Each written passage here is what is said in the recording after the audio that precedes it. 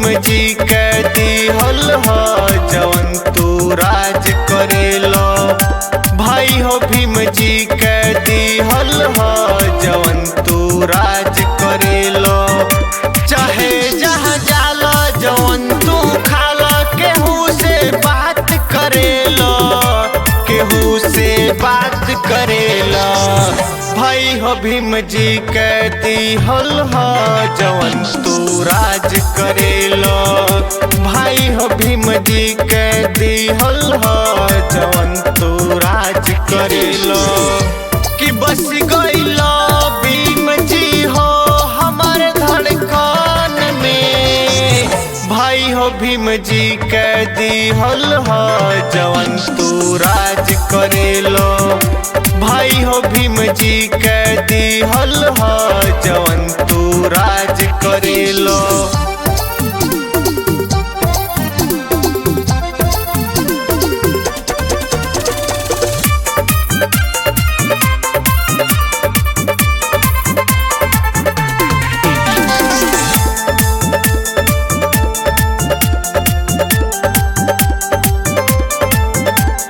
जग में तू सुन दिल सब का के हुनर। बड़ जग में तू सुन दिल सब का के हुनर। कैला दिलवा में हमारा तू बसी हो, तू बसी हो।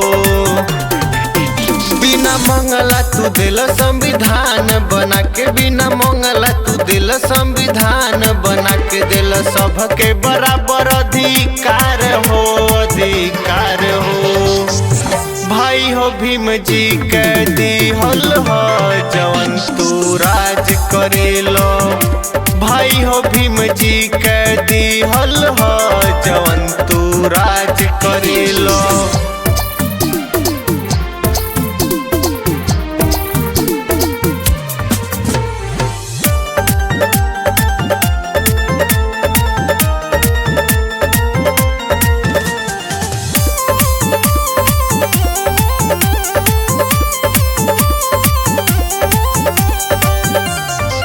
कहे गोविंद ये भाई दे द बाबू के पढ़ाई। कहे गोविंद ये भाई दे द बाबू के पढ़ाई।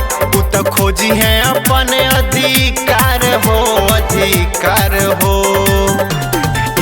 चाहे नर हो या नारी, चाहे राजा हो भिखारी। चाहे नर हो या नारी, चाहे राजा हो भिखारी। दिल सबके बराबर अधिकार हो, अधिकार हो।